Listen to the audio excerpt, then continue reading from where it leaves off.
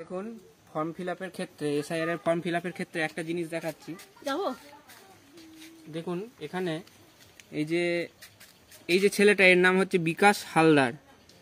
এর বাবার নাম কোনো কারণে নেই, মায়ের নাম নেই, কিন্তু মায়ের বাবার নাম অর্থাৎ গ্র্যান্ড প্যারেন্টস তার নাম আছে বিকাশ। এটা দেখা যাচ্ছে বিকাশটা, বিকাশের দাদু মায়ের বাবার নাম হলো সুখরঞ্জন হালদার।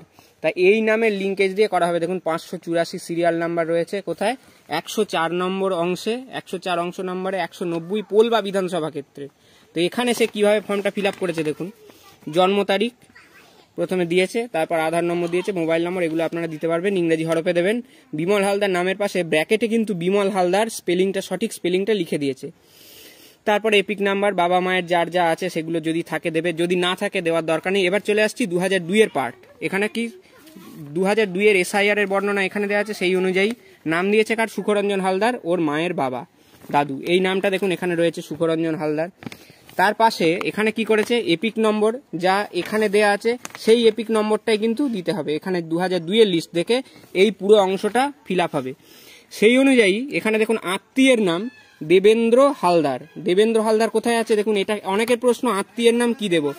আত্মীয়ের নাম হলো এই সুখরঞ্জন হালদারের পাশে এই সম্পর্কিত ব্যক্তির নাম হিসাবে যে নামটি দেওয়া আছে এটিই কিন্তু আত্মীয়র নাম হিসাবে দিতে হবে। এবং তার পাশে পরে যে দেখবেন সম্পর্কের একটা ঘর আছে, এই যে সম্পর্ক লেখা আছে, এই সম্পর্ক কি, পিতা, এইটাই এখানে লিখতে হবে, অন্য কিছু নয়। এখানে ইলেক্টর বিকাশ হালদারের সঙ্গে সুখরঞ্জন হালদারের সম্পর্ক এখানে লেখার দরকার নেই।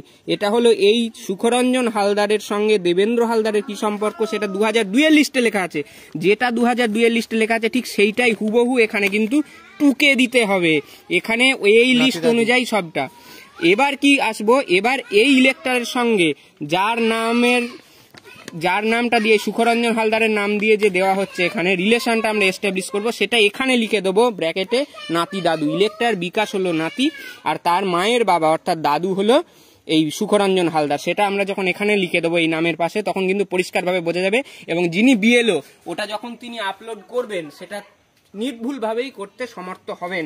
আর বাকি কথাগুলো যেখানে জেলা, এখানে হুগলি আছে, কোনো সমস্যা নেই। অনেকে বলছেন বর্ধমান, পূর্ব বর্ধমান লিখুন, ওখানে ড্রপ ডাউন মেনুতে যা আসবে সেটাই ইনপুট করে দেবেন বিএলওরা নির্ভুলভাবে, সে বিষয়ে আপনারা নিশ্চিত থাকুন। আর বিধানসভা ক্ষেত্রের নম্বর এর আগেও একবার দেখালাম, এই যে এই জায়গায় দেওয়া আছে বিধানসভা ক্ষেত্রের নম্বর, অংশ নম্বর, নির্ভুলভাবে লিখবেন, ইংরাজি হরফেই লিখবেন, কোনো সমস্যা নেই।